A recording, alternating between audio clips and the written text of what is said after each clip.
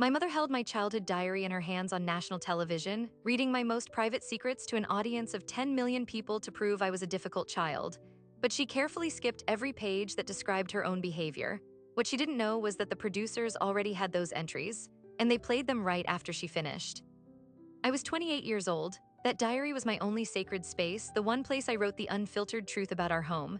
So why would a mother take that private pain and broadcast it to millions? To understand that calculated betrayal, you have to go back. Back to the beginning, to the quiet house where I learned to never trust a soul with my real story. My mother Carol lived by one unshakable rule: what the neighbors thought was more important than what we felt inside. Our home wasn't a place, it was a stage set, and I was the stubborn prop that refused to stay where she placed me. My father was a quiet man, a pharmacist who solved problems with pills and silence. He loved us, I think, but from a distance, like a curator admiring fragile china he was afraid to touch. The star of our family production was always my older brother, Michael. Football captain, student council president, the son who made my parents' friends nod with approval. I was the afterthought, the quiet girl who preferred books to parties, who wrote stories instead of cheering on the sidelines. The diary started as a birthday present when I was 9, a small pink book with a flimsy lock. My mother handed it to me with a smile. Every young lady needs a place for her secrets, she said, but it wasn't a gift of privacy, it was a test, a trap waiting to be sprung. She asked, writing about your little crushes, with a wink, her eyes lingering on the key around my neck. The lock was psychological. It said, "This is yours," but the expectation was clear. Your secrets are only yours until I decide they're not. So I learned to write in code. I wrote the surface truth for the potential reader, the good day at school, the movie I saw, and then beneath that, in the margins, in tiny script between the lines, I wrote the real story. Mom promised to help with my science project. She forgot again, said I was being needy. Michael needed new cleats, so they were at the sports store. The diary became a forensic document, a ledger of absences, a record of the quiet gaslighting that makes you doubt your own memory. She told Aunt Linda I'm going through a moody phase. I got a 98 on the math test, she didn't ask. The rift became impossible to ignore when I turned 16. Michael went to the state championship game. I had a solo in the winter choir concert, the only sophomore picked. One guess where my parents sat. I came home to an empty house, my performance dress still on. They arrived an hour later, buzzing with the energy of the win. "You should have been there, kiddo," my dad said, clapping me on the shoulder. My mother glanced at me. "Oh, sweetheart, was that tonight? I'm so sorry." It just slipped my mind. But her eyes weren't sorry. They were challenging, daring me to make a scene, to be the difficult one to prove her right. That night I didn't write in code, I wrote in fire. She didn't forget, she chose, she always chooses him, and she hates that I see it. She hates that I don't perform my gratitude for the scraps of attention.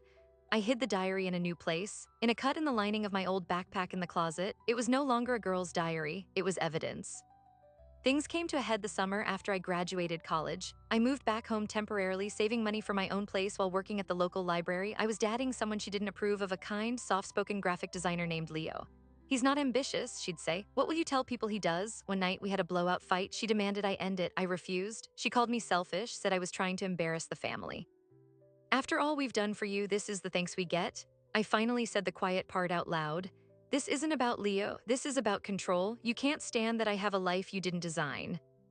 The next morning, the atmosphere was icy, but she was sweet, too sweet, making my coffee, asking about my work schedule. I felt a knot in my stomach. When I left for my shift, I instinctively went to check the backpack in the closet. It was gone. I found it in the laundry room, sitting on the dryer. The lining was slashed open. The diary was gone. Confrontation was pointless. She would deny it. She'd say I was being paranoid. I felt violated in a way I can't describe. Every raw, honest, painful word I'd written since childhood was now in her hands, a weapon. For weeks, nothing happened. The silence was worse than the invitation. "I was cleaning out the closet and found this old thing," she said, placing the diary on my bed one afternoon. The lock was broken. "Such a cute little phase you went through." She was smiling. It was the smile of someone who holds all the cards. A month later, she sat me down at the kitchen table. Her demeanor was all excited concern. "Honey, I've been so worried about you. That diary, it's so full of anger, of misunderstanding. I think we need help." Before I could speak, she slid a brochure toward me. It was for a popular daytime talk show, Family Crossroads. The theme of the upcoming episode was mothers and daughters healing the rift. "I already called," she said, her voice dripping with performative care. "They think our story could really help people. They want us on the show. We can finally clear the air in front of everyone and get the guidance we need."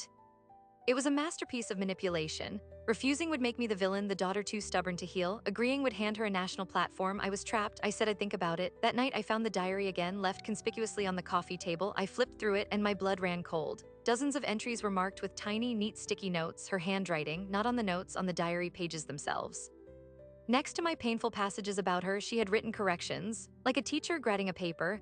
Next to she forgot my concert, she had written in faint pencil, busy with Michael's scholarship applications, so selfish. She was annotating my pain, rewriting history in the margins of my own private truth. The producers called me directly the next day, a cheerful woman named Gina. "Your mother has been so brave in sharing this," she said.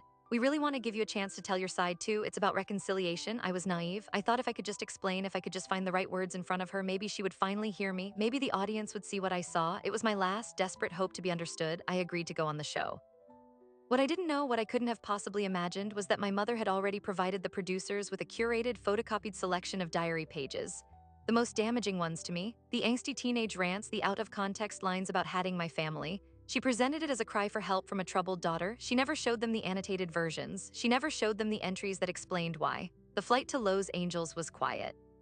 She held my hand and told me everything would be okay, and I, like a fool, wanted to believe her. We were seated in green room chairs that were too plush under lights that were too bright as a makeup artist powdered my mother's face. She leaned over and whispered, her breath smelling of mint and ambition, "Just be honest, sweetheart, tell the truth." The host's voice boomed from the stage, welcoming the audience. Our segment was next. My mother smoothed her dress, a perfect, sympathetic blue. She reached into her bag and pulled out my original diary, the broken lock dangling. She winked at me. Showtime. The stage was a furnace of light and sound. The host, a woman with a smile like polished glass, introduced my mother as a concerned parent at her wit's end. And then my mother began to perform the greatest role of her life. She held my diary open with trembling, deliberate hands. "This is so hard," she began, her voice breaking just enough. She read an entry from when I was 14 about having a family vacation. She skipped the next line where I wrote I hated it because she'd spent the whole trip screaming at my father. The audience murmured with sympathy. "And here," she said, turning to a page from when I was 16, "she writes she wishes she had a different family." She left out the preceding sentence. "Because today mom told me my feelings were a burden."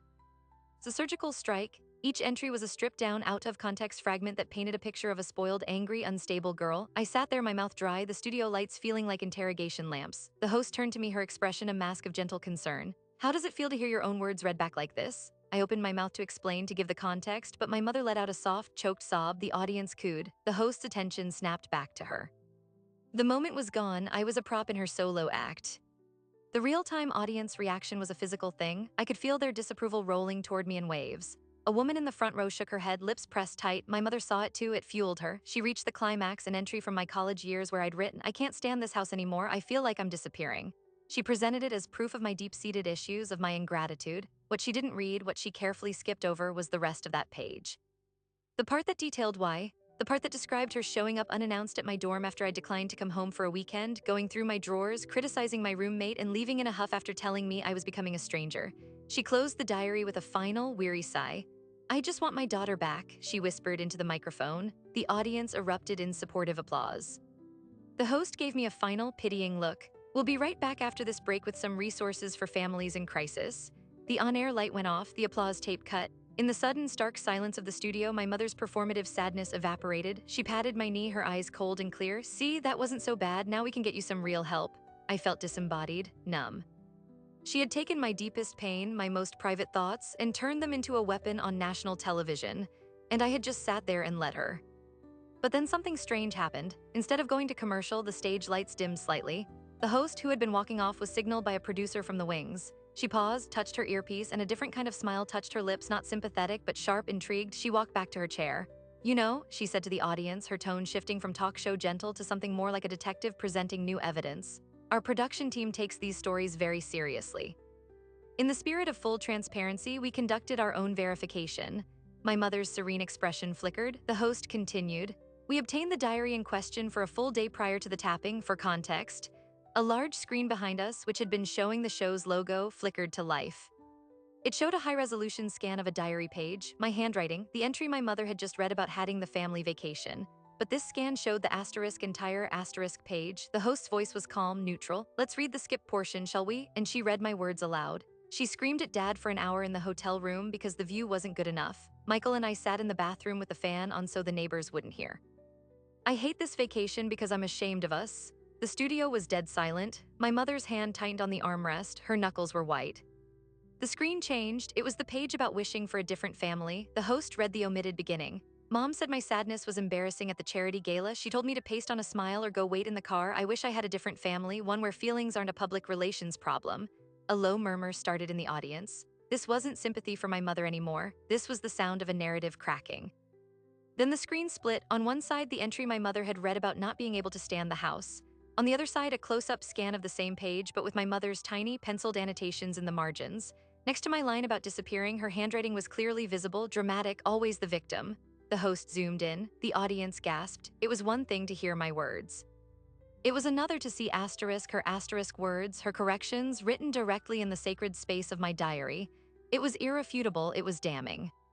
The host turned to my mother. Her smile was gone. Carol, these annotations appear to be in your handwriting. Can you explain why you wrote dramatic, always the victim in your daughter's private diary? The camera closed in on my mother's face. All the color had drained from it. The carefully constructed mask of concerned motherhood crumbled into something raw and panicked. She opened her mouth, but no sound came out.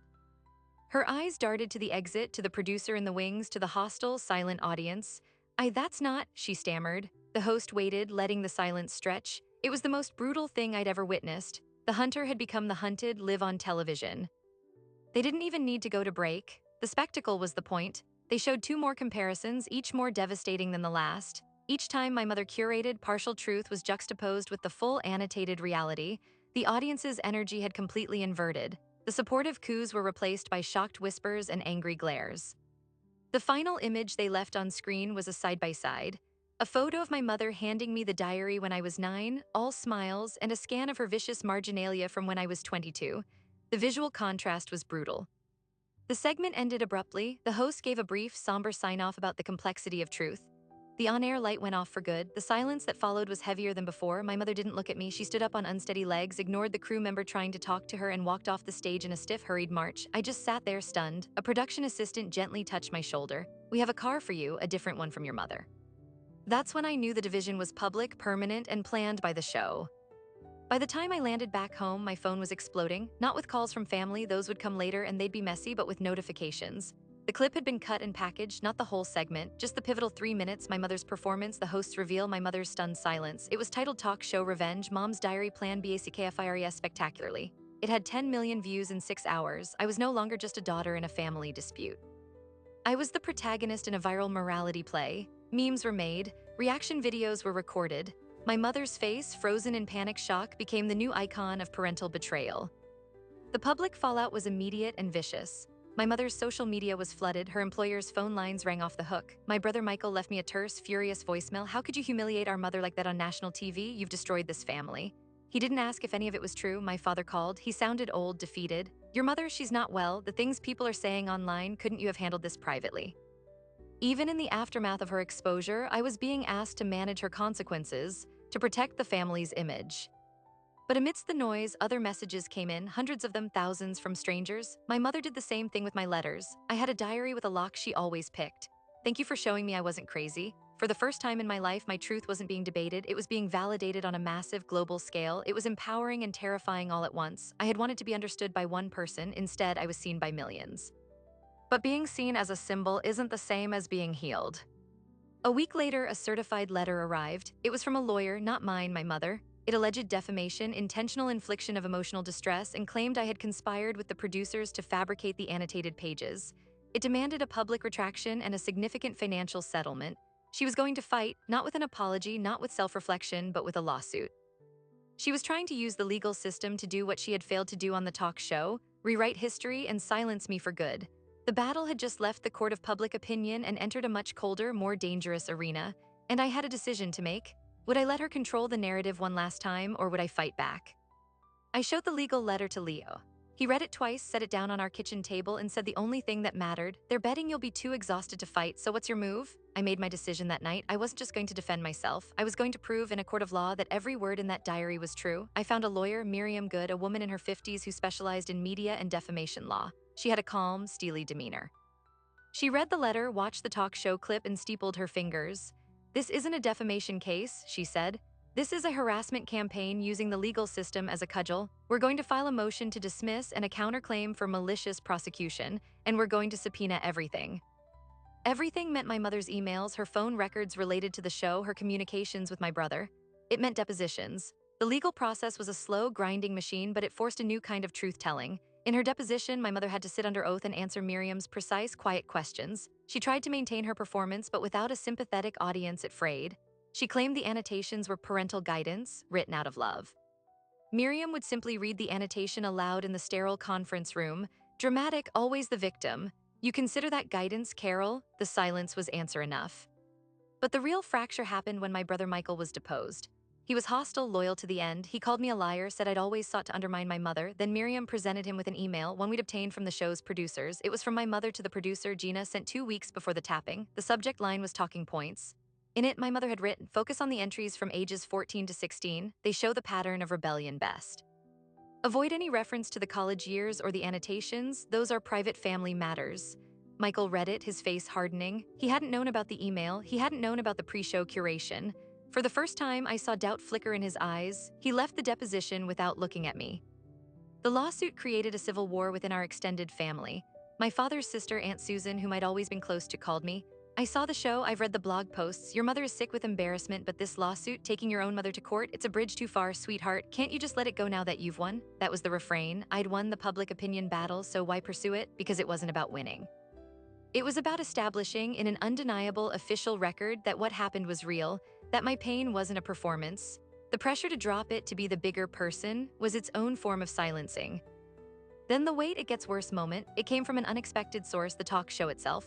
Gina, the producer, reached out to Miriam. She was no longer with the show. She'd quit over ethical disagreements. She was willing to be a witness, and she had something. During their pre-interview vetting process, they'd required a psychological evaluation for both of us, standard practice for high-conflict segments. My mother's evaluation, conducted by a show-hired psychologist, had raised red flags.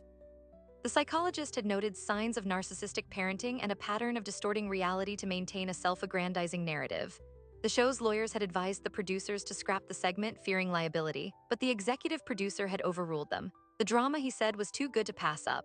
Gina provided the internal memo. My mother's own psychological evaluation, which she'd willingly participated in, had warned the show she was unreliable. They'd aired it anyway. This changed everything. The lawsuit wasn't just me versus my mother. It exposed that the show had knowingly platformed a manipulated narrative for ratings, even after a professional warned them. Miriam amended our counterclaim to include the show's production company. The story exploded again, this time in the entertainment trade press. Family Crossroads faced its own scandal. The public sympathy for me curdled slightly into something more complex. People realized I wasn't just a victim of my mother, but also a pawn in a cynical ratings game. I felt used all over again, but this time with legal leverage. The pressure became too much for my mother's legal team. A week before a major hearing, they offered to drop the lawsuit entirely if I dropped my counterclaim. No money, no apology, just a mutual walk away. Miriam advised me to take it. It's a clean win, she said. You stop the bleeding, you avoid a trial that will tear you apart for another year. Leo agreed, but clean didn't feel like justice. It felt like another silence. I told them I needed a day. That night, I did something I hadn't done since the talk show.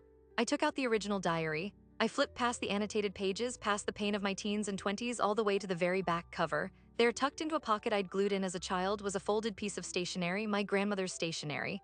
She'd given it to me when I was 10, told me to write to her if I ever needed to. I'd never used it. But as I held it, I remembered a conversation with Aunt Susan from years before. A passing comment about my grandmother's own struggles with my mother. A door in my mind cracked open. I called Aunt Susan the next morning. I didn't mention the lawsuit. I asked about my grandmother. What was she like when Mom was young? There was a long pause. Then Susan said, she was a lot like you, quiet, observant. Your mother, she needed all the light in the room even then. Then cautiously she added, your grandmother kept journals, piles of them. After she died, your mother boxed them up, said they were too sad to read. I asked where the boxes were. Susan didn't know. But she remembered the labels. They'd gone into my mother's attic storage unit, a unit I knew the number of because I'd rented it for her years ago. This was the pivot. The escalation moved from the court record to the family tomb. I wasn't just fighting my mother's present, I was about to confront her past. With a court case pending, I couldn't just break into the storage unit, but I could subpoena the contents. Miriam filed the request, arguing it was relevant to establishing a lifelong pattern of behavior. My mother's lawyers fought it furiously. They called it a fishing expedition, an invasion of my grandmother's privacy. The judge, a weary-looking man who had undoubtedly seen family horrors, reviewed the request. He looked at the talk show clip, at the annotated diary pages. He granted the subpoena for the journals with a protective order limiting who could see them. The day we opened the storage unit was bleak and rainy. A neutral third party, a court-appointed officer, was present. My mother's lawyer stood there, arms crossed. My mother herself did not come. We found the boxes in the back, labeled in my mother's handwriting, Mom's sad notebooks. There were 12 of them. The officer selected 3 at random for the discovery request. We took them back to Miriam's office. I read my grandmother's words that evening in Miriam's conference room. The handwriting was elegant, looping, and the story it told stole the air from my lungs. It was my story, but 30 years earlier. Entries about a young, demanding daughter, my mother, who would throw tantrums if she wasn't the center of attention. About the lies she would tell to teachers to get other children in trouble. About the time at age 15, my mother had stolen a page from my grandmother's own journal and edited it, changing the words to make my grandmother seem cruel, then showed it to my grandfather. The patterns were identical. The need to control the narrative, the weaponization of private writing, the distortion of reality to cast herself as the victim or the hero. My mother hadn't invented this behavior to use on me. She had inherited it or learned it and perfected it. I was living my grandmother's repressed history. The lawsuit, the talk show, it was all a sequel. This was the devastating bridge into the final act. I had the truth, a truth that stretched back decades. I had the legal leverage. I had the means to finally, completely dismantle my mother's false narrative across generations. But I sat there in that quiet room, my grandmother's journal in my hands, and I faced the real question. What did I want to do with it? Unleashing this would be a nuclear option. It wouldn't just defeat my mother, it would obliterate the entire family's mythology. It was the power to end the war. The question was, did I want to use it? I held my grandmother's truth in my hands, a weapon of absolute clarity. I could end the war with it, but as I read her pain, a mirror of my own, I realized victory wasn't about launching the missile. It was about who I refused to become. I called Miriam the next morning. We're not filing the journals as evidence, I told her. She was silent for a moment. That's your prerogative, but it's your best leverage for a meaningful settlement. I don't want leverage, I said. I want a surrender. And I know how to get it without thems. Here, what I did instead, I asked Miriam to set up a mediation, not between lawyers, but a family mediation with a trained therapist present. My conditions were non-negotiable: my mother, my father, my brother Michael, and me. 1 room, 4 hours, no lawyers in the room. My mother's legal team objected fiercely, but Miriam was brilliant. She told them, my client is offering your client a path to salvage her relationship with her other child and avoid a trial that will feature her own mother's diaries. This is a gift, take it. The day of the mediation arrived. We sat in a neutral, softly lit office. My mother looked aged, hollowed out by the fight. My father looked tired. Michael wouldn't meet my eyes. The mediator, a man named David with a calm voice, laid out the purpose, not to relitigate, but to see if we could find a way forward. My mother started with her old script, a brittle recital of hurt feelings. I let her finish. Then I reached into my bag. I didn't pull out the journals. I pulled out 2 pieces of paper. I slid 1 copy to my mother, 1 to my father. It was a single paragraph from my grandmother's journal, the entry about my mother at 15 stealing and altering a page. I had typed it out. No context, no date, just the words. Read that, I said quietly. My mother's face went from pale to ashen as she read. Her hands began to shake. She recognized the handwriting in the description, the specific incident. This wasn't my accusation anymore. This was her own mother's testimony from beyond the grave. Where did you get this? She whispered, her voice cracking. The storage unit, I said. Grandmother's journals, all 12 boxes. I've read them. I know the whole story now. My father read the paragraph, his brow furrowed in confusion, then dawning horror. Is this true, Carol? My mother didn't answer. She just stared at the paper, the foundation of her identity as the perpetual victim crumbling to dust. Michael snatched the page from my father's hands. He read it. I watched as the last of his unwavering defense of her shattered. The pattern was too clear, too documented across generations. He put the page down. Mom, he said, but it wasn't a question. It was a collapse. That was the surrender, not in a courtroom, but in that quiet room, surrounded by the wreckage of her own inherited legacy. She didn't cry, she deflated. The performance was over. For the first time in my life, I saw my mother not as a villain, but as a broken link in a chain. It was almost worse. The mediation ended with an agreement. The lawsuit would be dropped with prejudice, meaning she could never file it again. My counterclaim against her would also be dropped. But there were conditions laid out in a binding settlement. 1, she would write and sign a private letter to me acknowledging her actions regarding the diary and the talk show without excuse. 2, she would undergo a full year of therapy with quarterly verification sent to Miriam's office. 3, she would recant her story to the extended family in a written message that I would approve. 4, any future contact would be on my terms, initiated by me. She agreed to all of it, numbly, mechanically. There was no fight left. We all stood to leave. My father hesitated, then turned to me. I'm sorry, he said, the words thick and clumsy. I just didn't want to see it. I nodded. It was a start, but it wasn't enough. Michael walked out without a word. The aftermath was a quiet tsunami. My mother sent the letter. It was 3 pages long, stilted and legalistic in parts, but in a few raw sentences, she admitted it. I was afraid of your version of me. I tried to replace it with my own. I was wrong.